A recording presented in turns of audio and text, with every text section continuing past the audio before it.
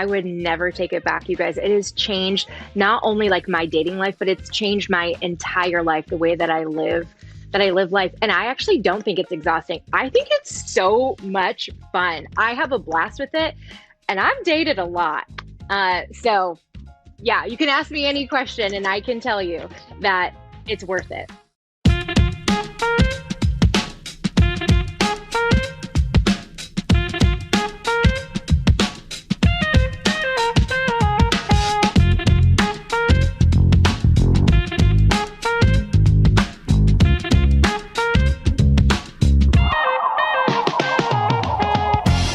What's up, fam? This is your boy, JJ. And it's Kate and Eleanor. And you're listening to the Heart of Dating podcast.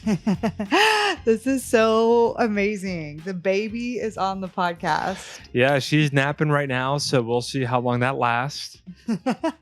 We have her in the studio. So another reason you should watch YouTube, because you will see all of this happening on YouTube and get to see little baby girl. Wait, I'm curious. Have you started using YouTube yet to listen to podcasts, or are you still not there? No, I am now. Wait, really? Because we do it.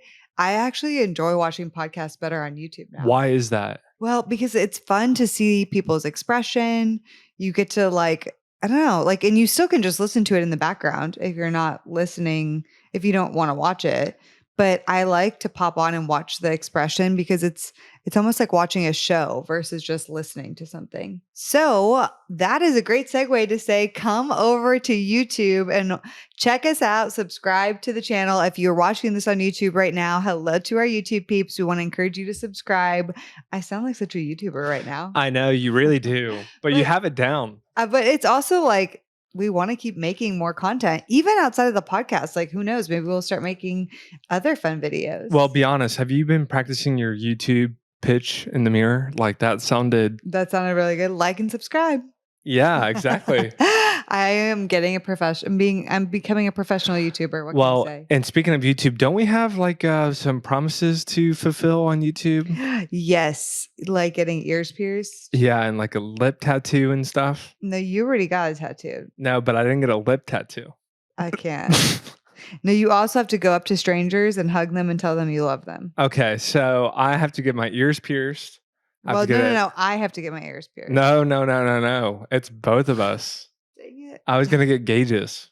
Oh, God. Stop. Yeah. Hey, if you have gauges, I'm glad you're doing you.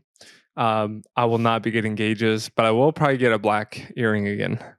You're not getting a black stone. Yeah, I will. No. What, you prefer diamond? Yeah. Like a fake diamond? Yeah. I just feel like I'm like a rapper. If I go diamond, I feel like I'm going for cross, rapper vibes. A little cross. Oh, a hanging cross? Yeah. With a Bass Pro hat? Yeah. I'll do that, and then I'll film some satirical TikToks. Doesn't Caden Fabrizio have one of those? Babe, I'm telling him you said that. Sorry, Caden does have a classical cherubim tattoo and Hebrew on his forearm, But he doesn't have a cross either? He's not a dangle cross guy. He's not a dangle cross guy. That would be a lie. And I have seen him wear a Bass Pro hat, but he has not crossed that line. He has some self-awareness, okay? Well, I think you should just go full send on the cross dangle. Okay, I'll do it. All right, so YouTube, it's popping. Hey, where else is this popping? Because if there is one thing we consistently hear from singles across the U.S., the thing that they hunger for is not hearing more of JJ, maybe more of Kate, but they crave one thing. What is it? Besides getting married, obviously. Yeah, what is it? They crave connection. Yeah. They want to hang out and see each other. That's true. So, what are we doing for them? You mean this fall? I mean this fall. We have Camp HOD coming at you. Camp HOD. You guys, it's our first ever Heart of Dating retreat, okay? And it's going to be in Asheville, North Carolina, this September 27th through 29th, Friday through Sunday. And it's going to be so fun. It's going to be popping. It's also going to be the most beautiful time of the year in Asheville. I know. We specifically picked the Appalachia Smoky Mountains in the fall. Yeah. Will there be s'mores? Yeah, there will be s'mores. Will there be games? There will be games. Will there be hanging out, or are we just going to be listening to lectures every single hour, every single day? Tons of games. There's going to be lawn games and competitions, fire pit, s'mores, nature walk. But yeah, I mean, there are going to be lectures but more so just not lectures. Like we're going to have like workshops and mentors come in that really help. Like it's less of like, oh, here's a stage teaching. Right? Yeah. Well, if we're being transparent, what? We're pretty over like lectures and keynotes. We kind of are. Well, and why is that? You get it every single Sunday at church. You get it every single conference you go to. And what people are actually more hungry for and how they learn is through asking questions, through talking about it, through interactive experiences. Yes. And you don't get that. That's why small group is so important at church, because you process what you heard on a Sunday. Right. And that's when it actually starts sinking in. But we all listen to lectures all the time. I know. And Kate and I go to conferences all the time now. And we always walk out and saying, what was your favorite part? It's like, well, when I got to connect in the hallway with these 2 or 3 people that I have never met before and they were awesome. Yeah. We're hanging out with them next week and we're going to go visit them next year. Yeah. But we never really say, oh, that lecture. Right. Unless it's someone who's like fantastic. It's like just create an awesome venue for people who are like-minded to connect. And that's a big thing we want to do. You guys will get to hang out with us, potentially Eleanor, our team. It's going to be super intimate. What about Levy? Like camp style. I don't think dogs are allowed. Sorry. But go. Wait, did you check? Or are you just saying that? I don't think they are. I haven't checked though. If they are allowed. You can bring Lovey. Yes. But I don't think she's going to be able to come. Well, we'll find. Okay. We'll find out. But come join us at Camp HOD this fall in Asheville. And then the last thing is, if you want to keep supporting this podcast, we have an awesome Patreon community. We love our fam bam. We have done a few matchmaking events so far. And last month we did a workshop on triggers and anxiety. And it was such a powerful workshop. And so we're just really committed in Patreon to really creating a community there of our true HOD fans and like our tried and true people, and giving you guys awesome resources. We need to follow up on our last matchmaking round because it ended on this guy and this girl who are both like wanting to be pastors. Both of them have like the same mannerisms. They had like a similar energy and vibe. And like everyone in the chat was like, goodness gracious, I think we're witnessing it happen right now in front of us. It's happening. He scrambled right after the call to get her number. He told me, by the way, to ask her out. I was like, dude, if you don't, there's like 10 guys waiting. I know. Every guy's like, if he's not going for it, I am. We got to get into the episode. We have a lot to cover for y'all. You may have seen the title. We're in a season on hot takes, Christian dating hot takes. And today we're talking about don't date for marriage. Wow. Whoa. What do you mean? You're just dropping that title. Yeah. Like immediately. A hot cake. Okay. Dropping it like a hot cake. Don't date for marriage. Okay. You can't say that. I know. But I can. And like, I did. And if you said that and 99% of churches. People are going to be like, wow, she's a blasphemer. Is that a word? I don't know. But they're going to be like, yo, get her out of here. She doesn't know what she's talking about. No, I'm obviously you have something to follow that up, right? You're just not going to leave us. Yes. Okay. So many years ago, I was talking to my friend, Dr. Henry Cloud. Nice flex, by the way. Sorry. No, I mean, okay, whatever. And anyway, he said this during a conversation, like, don't date for marriage. Like, don't date. You can't date so only people that you think you're going to marry. Why not? Because it's an insane thought. How do you know you want to marry them if you don't know them? And then don't date for marriage. And now we're not saying that you shouldn't be marriage minded. We're saying what is dating? Dating is that time to get to know someone before you get into a relationship. You shouldn't be thinking about marriage quite yet. So don't date for marriage is our way of saying, don't be so crazy intentional. Don't be so crazy where you're thinking of, this is my future husband or wife. Like, am I thinking of that already from date one because you're putting way too much pressure on it? So what we want to really break down here is hyper intentional dating, right? Wait, That's what we want to so talk about. I shouldn't be intentional and think about marriage when I go out on a date.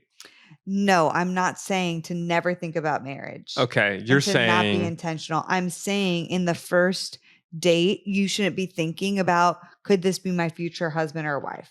okay, so that thought should not cross my mind. No, it should be, do I know enough information to see this person one more time? You are trying to, we break dating down into 5 stages, right? Or the dating process: single, dating, relationship, engaged, married. Each one builds upon the next. So in the dating phase, when we're talking about don't date for marriage, in the dating phase, you're looking to be in a relationship. The relationship is looking into if you can get engaged. Engagement is preparing for marriage. So if you are in the dating phase, in the first few dates, getting to know someone and already zooming to, can I marry this person? You are skipping a whole bunch of the process, and you are actually, it may seem noble because you're being, quote, intentional. Oh man, but like, I'm I'm not here to waste their time. But actually, there's a lack of wisdom because you're not pacing. You don't really know this person. You either are going to eliminate them because you can't see them as your future husband, and you maybe really didn't give them a true awesome shot, and they could have been a great partner for you, or you're going to see all these amazing qualities that you really don't know if there's any depth behind these qualities, but you see that they're a Christian. They say a few great things. You have a lot of chemistry, and you're like, this is my future husband. I can see this. But like literally, you don't know if he is a con artist. I mean, no joke. Oh, but you're talking about like the Tinder swindler. Yeah, exactly. And for real, like that's what I mean. Like a lot of Christians think the only reason to date is to get married, and you want to get married probably at the end of the dating to relationship to engagement process, but on a first date in the very beginning, you shouldn't be like, oh, can I marry this person right away? That's the hot take. Okay, so I should not go out with someone who I know I'm not going to be able to marry or will not marry, like meaning a non-Christian, right? I would not. Okay, right. I wouldn't say, hey, yeah, just that means go out with, the atheist that you think is cute. Right. That's not what I'm saying here. But what you are saying is the question could just be like this: could I marry this person? Maybe, but I have no idea. Right. Should I marry them? That question is not being entertained. On the table. Right. That's not on the table. Right. Could I marry them? Who knows? They seem like a great guy.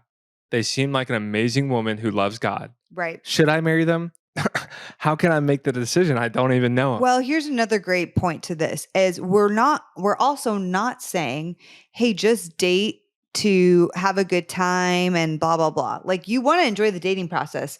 But I would honestly say if you know right now that you are not in a stage, in a place in your life where you do want to get married some point in the near future, you probably shouldn't be dating. Yeah. Because then you are just wasting people's time and trying to have fun. Well, the way I say it is if you met that person who checks every box, is like the godliest, most humble, servant-hearted person you've ever met, like immediate yes, person of your dreams. And if you met them tomorrow, would you be able to marry them? Yeah, great question. Like, are you in a place emotionally, spiritually, and mentally? We're not saying perfect, right? Right, but because like that's not going to happen. Could you get married tomorrow? Right. To the right person if they were there? Are you interested in getting married anytime soon? If the answer is like, no, oh no, I like being a bachelor. Right, exactly. Which is totally okay if that's where you're at. So let's back up though. Like, where did this idea of hyper intentional dating in the Christian world, because it's very much a Christian thing, where did this come from?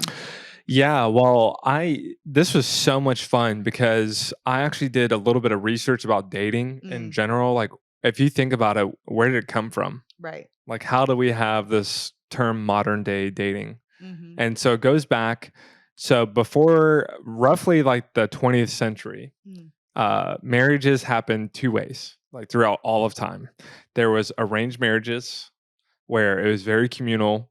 Your dad, your basically whoever was in charge and had authority over the female gave permission to set them up with another family. You married for status. There's usually a dowry involved, Right. some sort of payment. But you marry for socioeconomic status. You marry like families who are on the same. Or like almost like quote business political reasons. Yes. So, right. You think about like the Game of Thrones kind of type marriage where there's like alliances and stuff. So marriages, that was like the historical use case.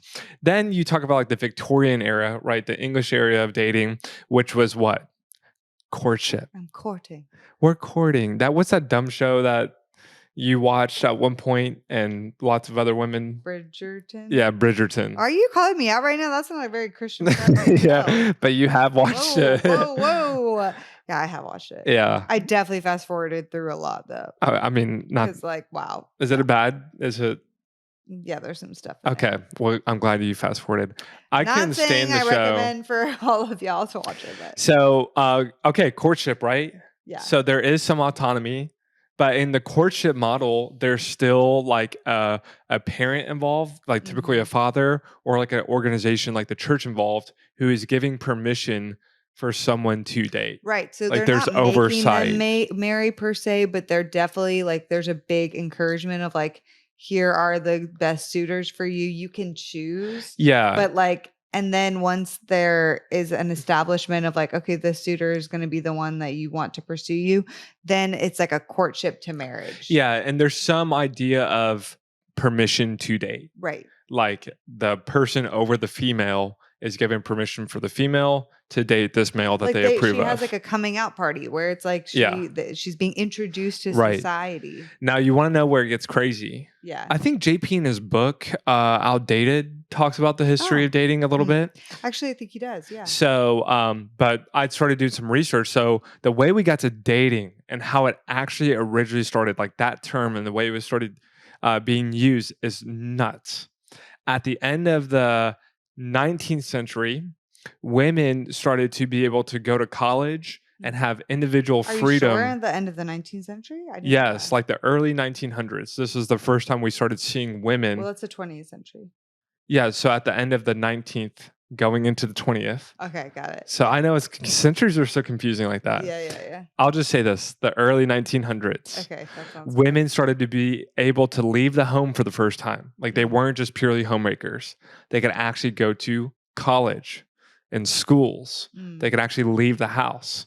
The problem was they still didn't have jobs. Like women did not really enter in the workforce in full force, especially until like the 1950s and 60s. But women started to be able to leave. They just had no money.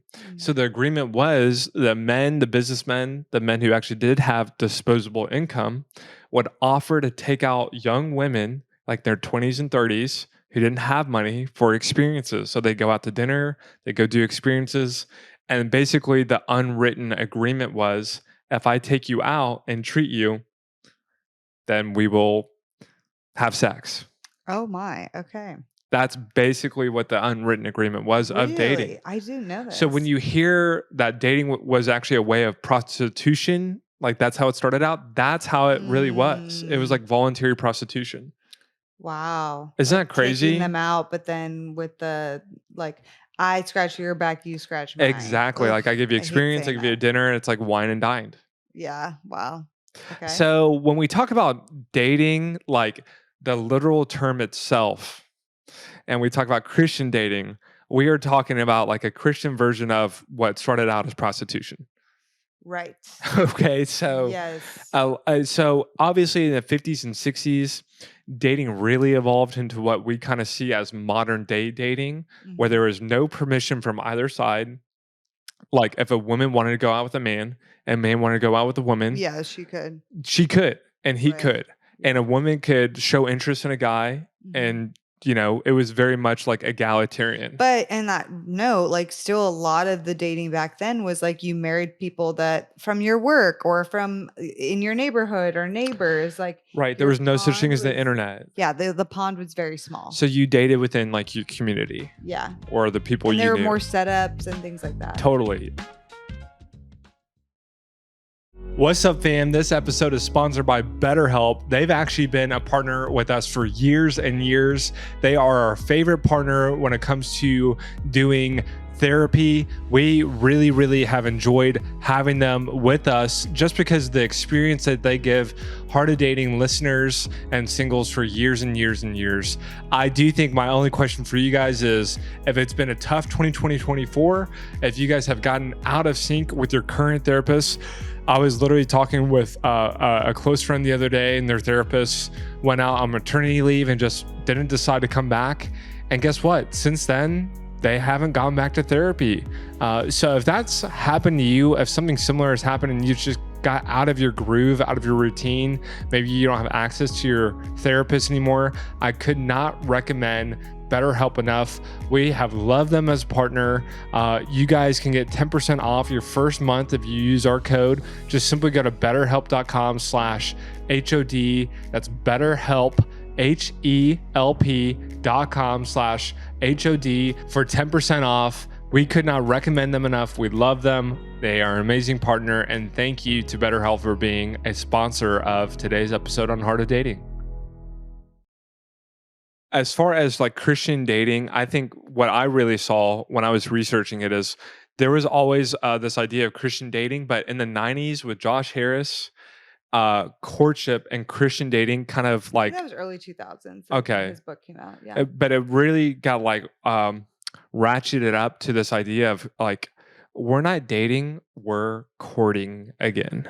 Right. Because then dating, because of the roots in prostitution, like, and people sleeping together, like, Right. And then there's in like the, it's and then the sexual revolution. exactly. Then it's like, okay, Christians. we can still date. We're not going to have your parents pick out the person for you anymore. Yes. But there needs to be a lot of rules here. Yeah, because we're Christians. Right. Obviously, we're trying to, and think about how messy this is. Christians are trying to adopt a secular practice of dating that culture is promoting in front of them.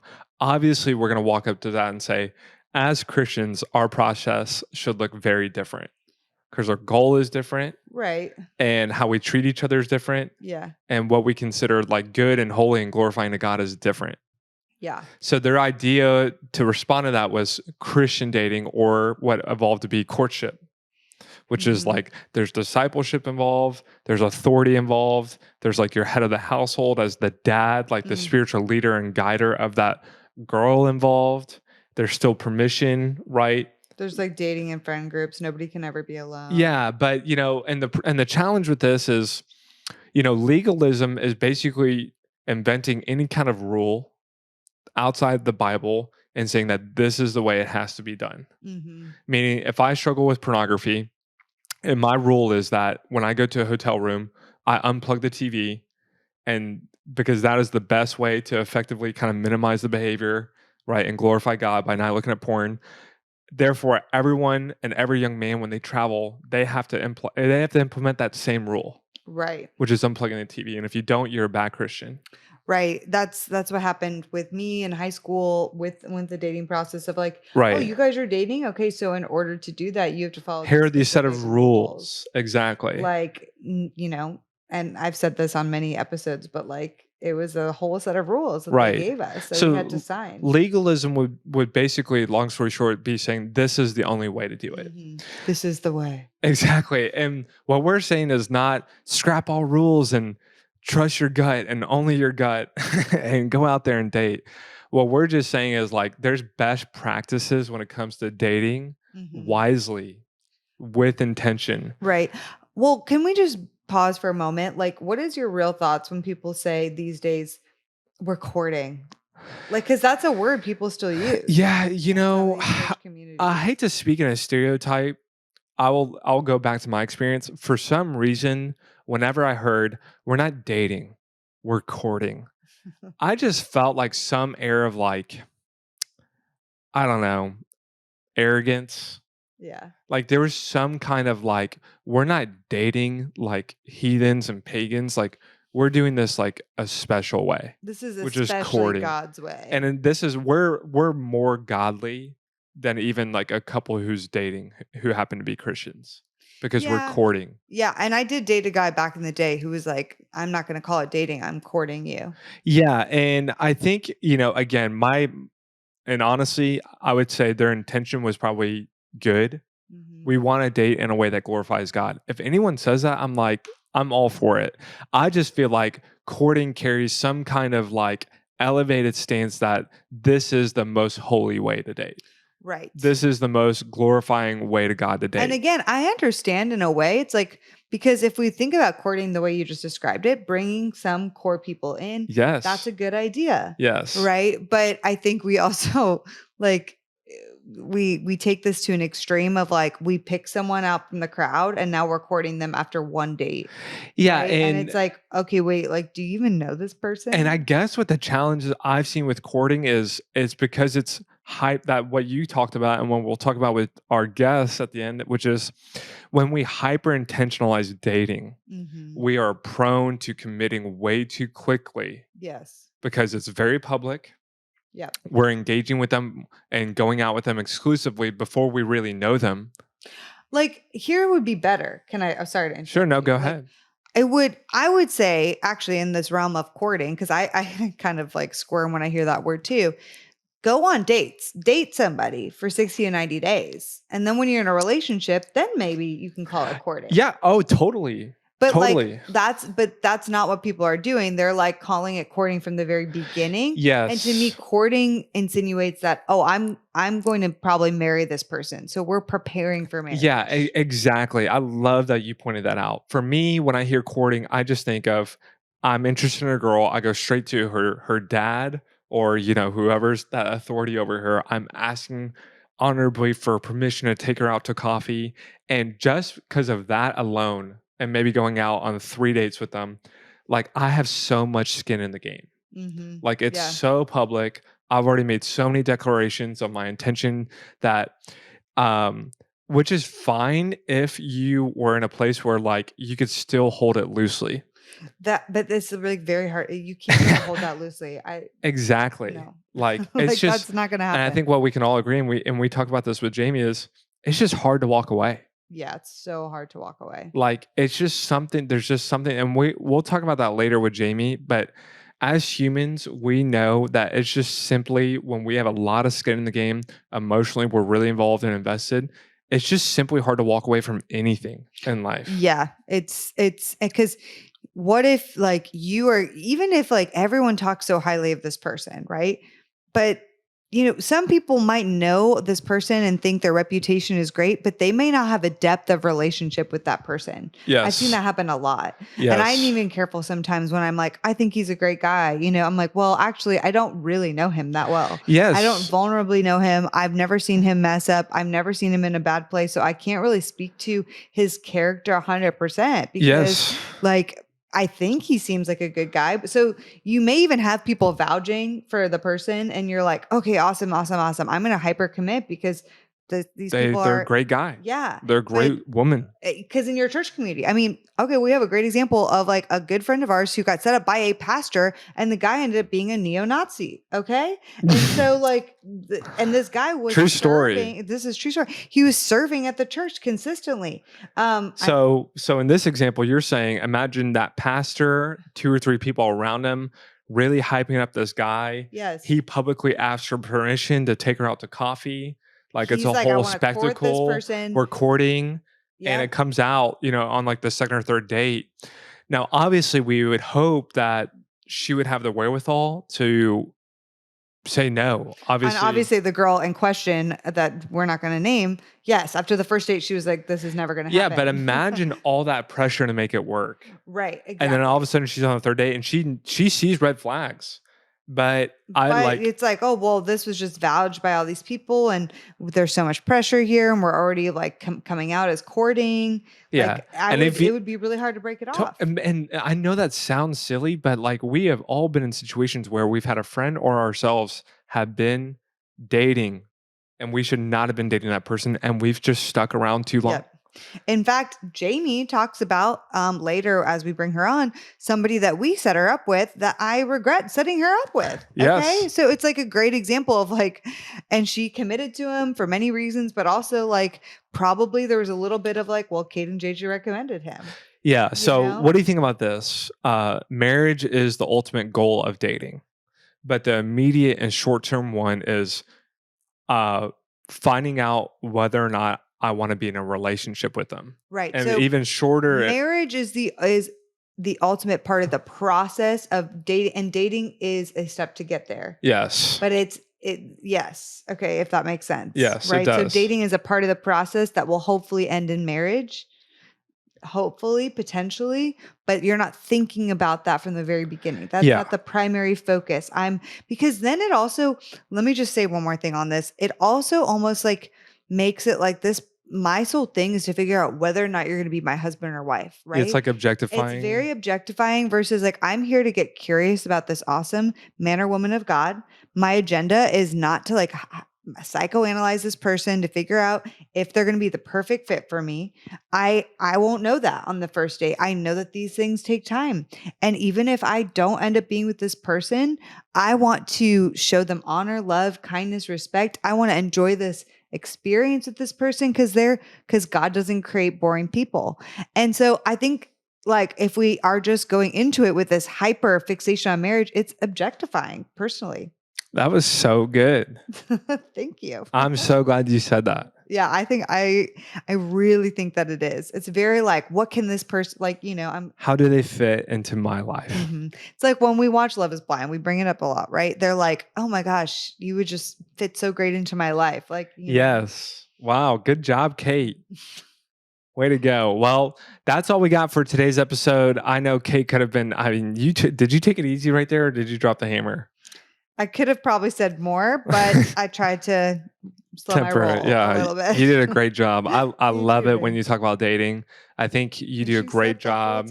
Eleanor did a great job as well. I love it when you go a layer deeper and you really call out a good, healthy, practical, wise way to date. But again, if people want to court, like we're not here to say courting's wrong.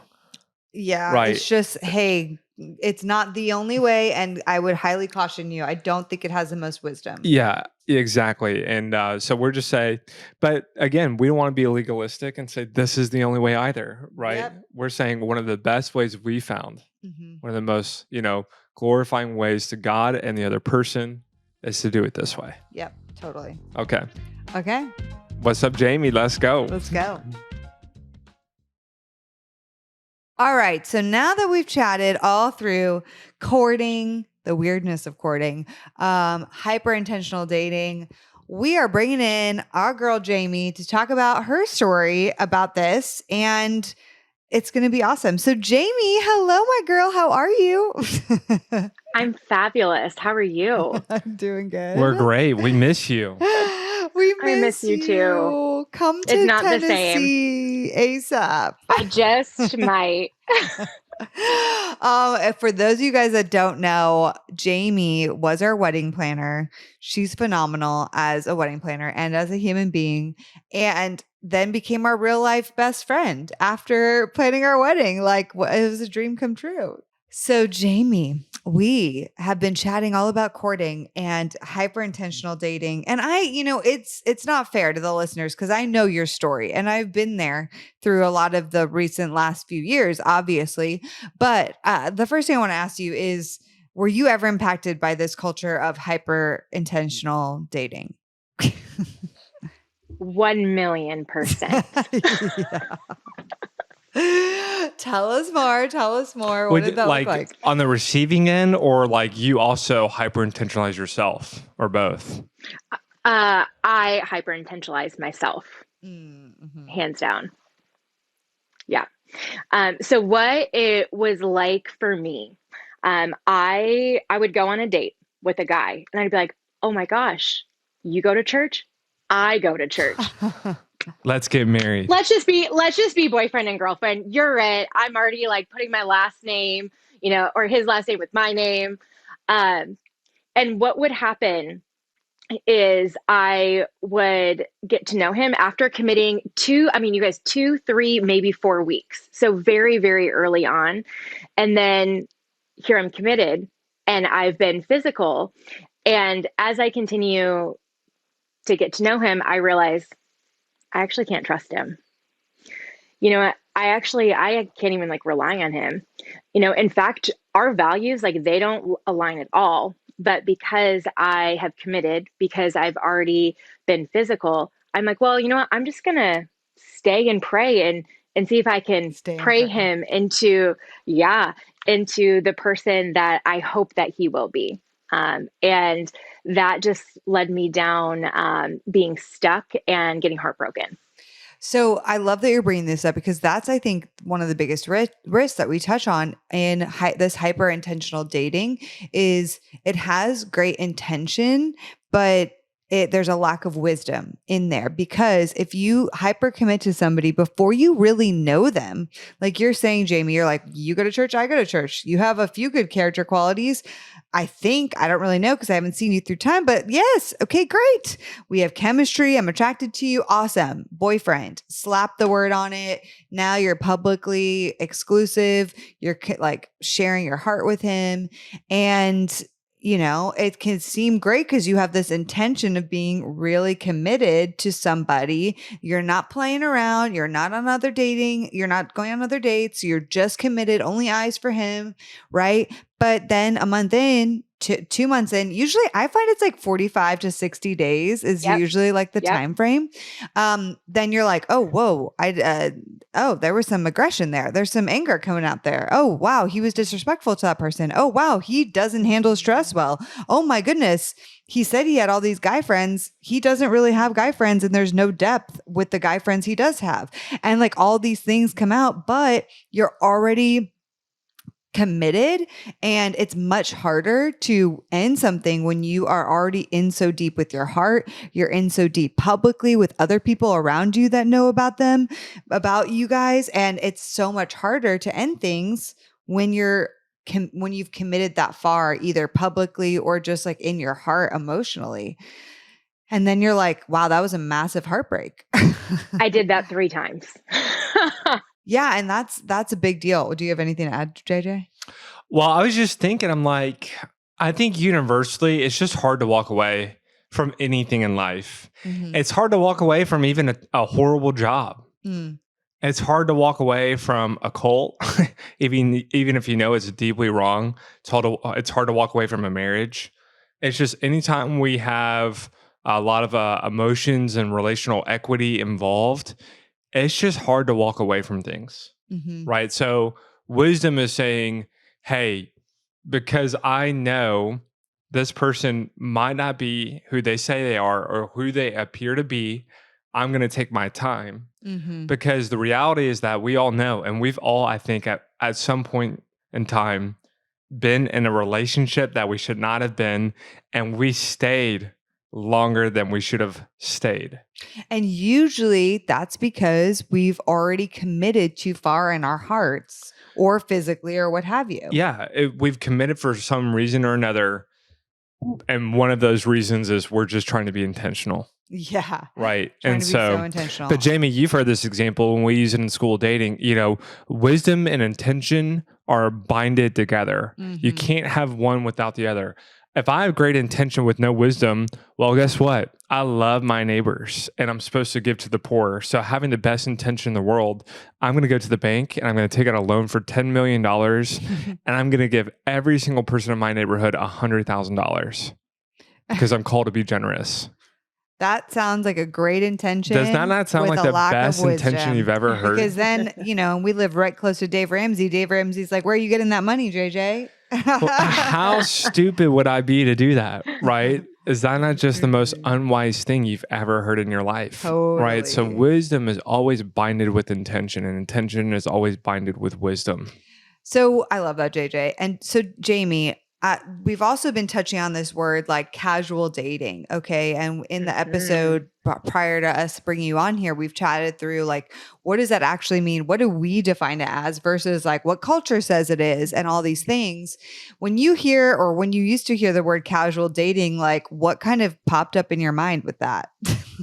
Well, a little backstory. Yes. So I actually, I read Henry's book a long time ago. So I was familiar with dating multiple people. So Yes. I got to be in the first class, the School of Dating, actually during the wedding planning process. Yes. And I remember, Kate and JJ, when you brought up dating multiple people, and I just turned it off because I was like, it wasn't that I didn't believe it. It was that I didn't want to do it. I didn't know that. Right. Yeah. I didn't want to do it. And okay, so to the question of what I thought it was while I knew that there was like a healthy, background to it, I just looked at it as exhausting and difficult and all this conflict that I didn't want to deal with. Like, I really just wanted to meet a guy right away, commit, and let it be that. As says every single person ever. Of course, you want it to be like a one-stop shop. Let me go on a dating app one time, have one swipe, find him, and that's it, right? Perfect. Yeah, because I didn't want to put in the work. I just wanted it to happen. Yeah. And it happened after School of Dating. Even though I knew in my gut that I should do this, I refused. So actually, when you guys set me up, I got on a date. I was super excited. I wanted it to be like a one and done, but I did it again where I hyper attached too quickly. I put the physical before getting to know him, seeing if I could rely on him, trust him. And what ended up happening? I ended up with a broken heart again. So then I was like, okay, let's look a little bit more serious at this casual dating. Wow. So you had to go through, even after learning about it and knowing what you should do, still found yourself hyper intentionalizing, hyper attaching, and really before you knew the guy. And I'd say, even like, one thing that just hit me, Jayme, is the guy could even be a nice guy and we can still hyper attach. And it's not even a him thing, but he walks away and breaks our heart. And women, I mean, I hate to stereotype, but women, and this can happen vice versa, but in this example, people are absolutely heartbroken. Yeah. And it actually has nothing to do with the other guy's character. Now, I'm not saying this is your case, but because they hyper attach out of hyper intentionality, I really think that's one of the huge reasons why you see so many people running around absolutely brokenhearted with people who it was never really that serious with. Right, because it still could be a great guy. Like I think of the guy I dated years ago. I talk about it in my book, Thank You for Rejecting Me, chapter 5. His name in the book is Chris. That's not his real name, but for privacy's sake. What's his real name? And I'm not going to say that. And so basically, we dated for a few months. He was my boyfriend. I put all my eggs in that basket. Was he your boyfriend though after a few months? Yeah, it was really fast. I mean, this is before I was really practicing these things. Yeah. So we committed very early on. It's all sunshine, rainbows, butterflies. I'm like in love, capital LOV. Okay. And I'm like hyper committed. We're talking about getting married, blah, blah, blah. And after a few months, he breaks up with me. So, and he's not a bad guy. Like to this day, if I saw him on the street, I would totally say hello and it would be fine. It wouldn't be like, oh my gosh, I need to get away from this guy. He is a great person. He isn't like a super unhealthy guy, nothing like that. He wasn't abusive in any way, nothing like that. But just I hyper committed to somebody before really allowing things to be paced through time with wisdom. And like you're saying, like maybe we don't even find out that the guy is toxic at the end and like be like, oh crap, I'm dating a toxic guy or I'm in a relationship with a toxic guy. Maybe it's just we hyper commit in our hearts and before we should. And then it ends and we're overly heartbroken because we just put way too many of our eggs in that basket. Totally. He sounds like a great guy. What's his name? JJ, stop. But Jayme, I love that word you use. We've actually never used it. So we have to give you credit.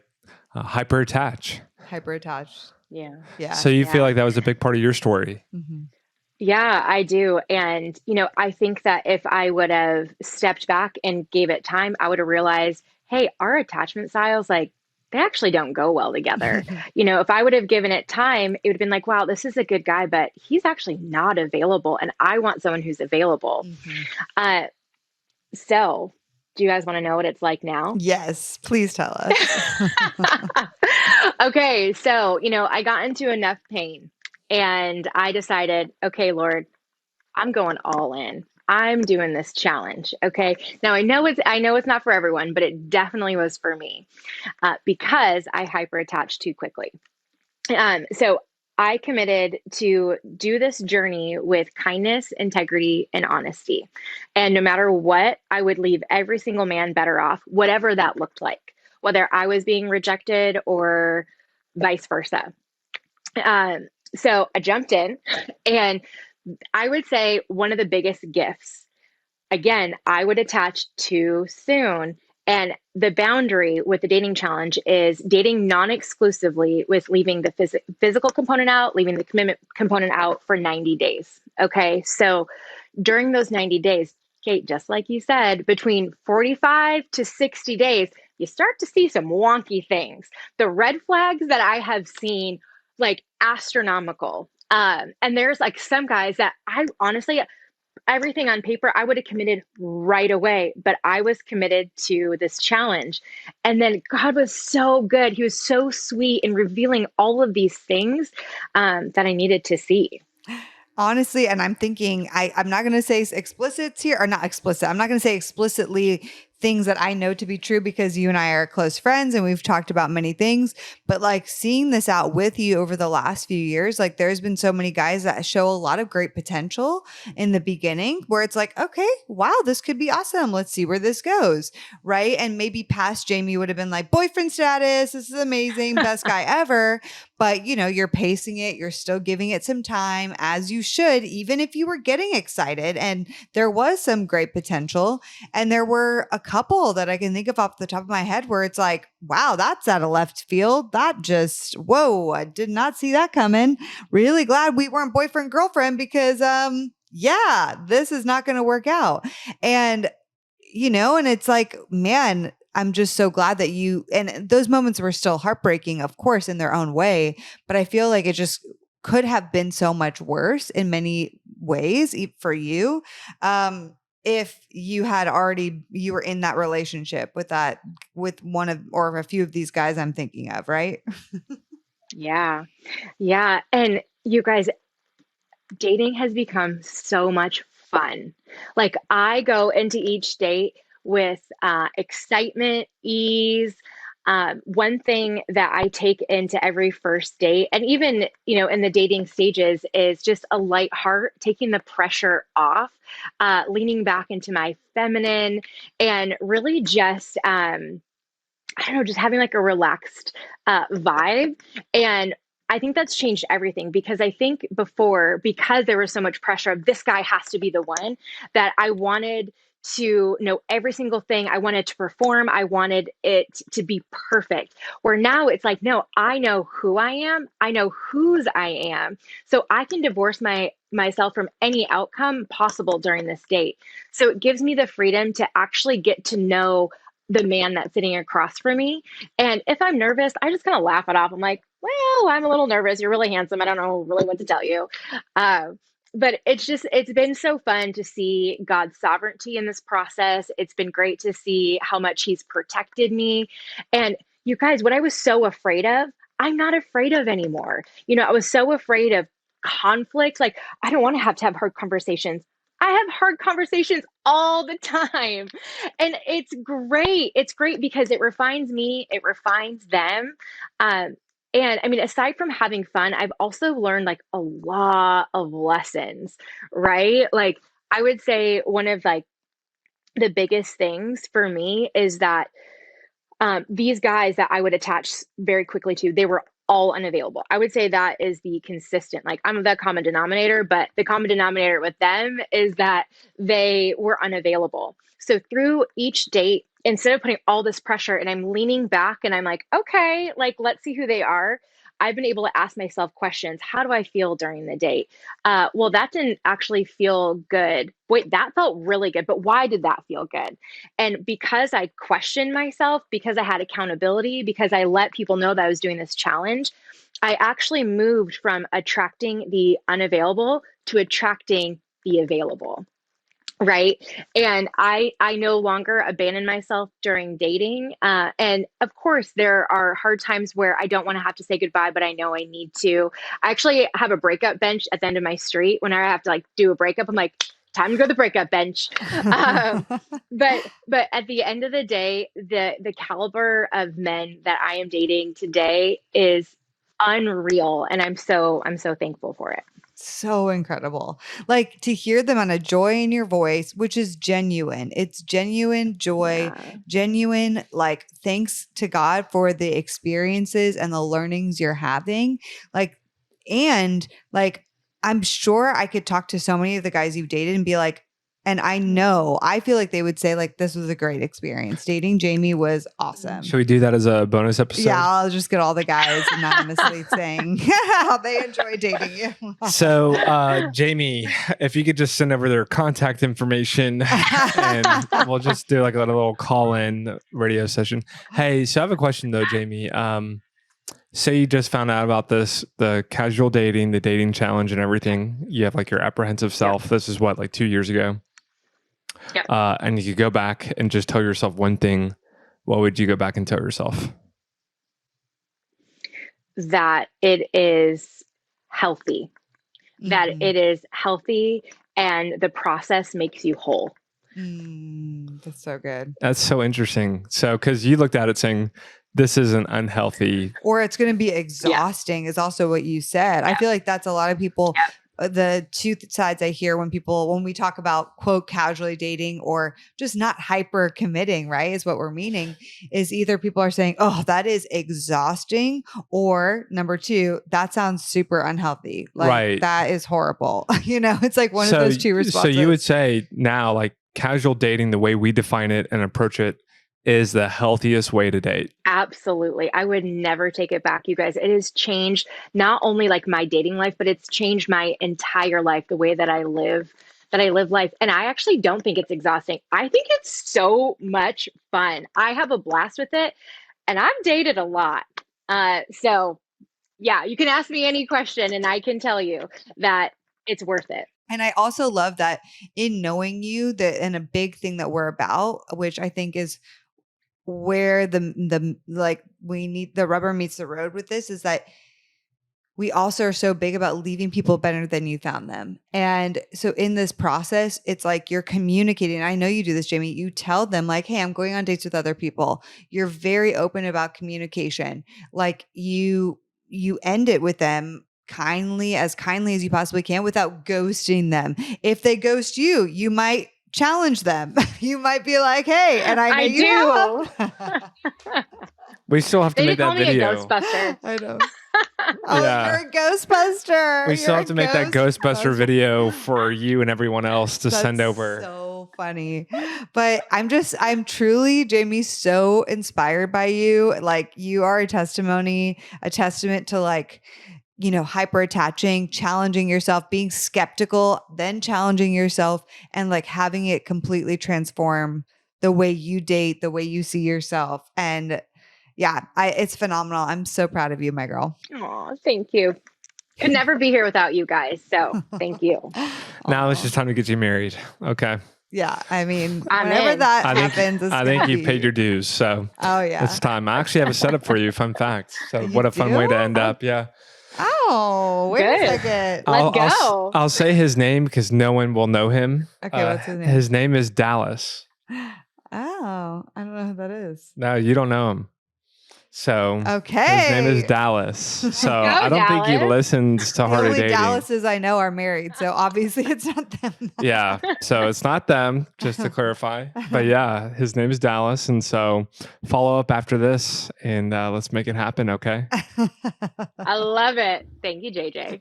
Yeah. Hey, to end the episode, actually, Mm. I'm 2 for 2 on my most recent setups. Actually, he is, Jayme. We just found out JJ connected 2 different sets of people at HODC Nash this last year. And coming to find out, these 2 sets of people are now in relationships. They're still dating, like going very strong 5 months later. So there's something to say for JJ setups over here. Yeah, JJ the matchmaker. I love it. Yeah. Matchmaker JJ. I'm going to start a matchmaking company. Oh my gosh. Okay. That would be funny because all the matchmaking companies are, well, yeah, Jayme would be my first client. All these matchmakers are usually female, like little bougie, you know, they live in like LA or New York. But I'm like, it's time a man steps into this world, okay? A straight man. A straight man. I actually think that's amazing. That would be cool. All right, Jayme. Well, thank you so much for sharing your story. We love you. Aww, I love you both so much. I miss you so much too. Yeah. I'll send the client intake form after this, okay? Done. Okay. All right. Bye, guys. Bye, Jayme. Bye, you guys. The Heart of Dating podcast is created by Kate and JJ Tomlin. Shout out to our epic audio and video editor, Scott Caro. We have an amazing Heart of Dating team who helps bring the show to you each week. I want to shout out Kelsey Napier, our Heart of Dating digital marketing coordinator, and Elena Gibson, our brand and community manager. We couldn't do it without them. Now, if you guys have never ranked us or reviewed us on iTunes or Spotify, would you consider doing that? It would mean so much because our podcast can get more discovered and more people can learn how to better date as Christians. Don't we all want that? We launch our podcast each and every week on Wednesdays, so we will see you next week.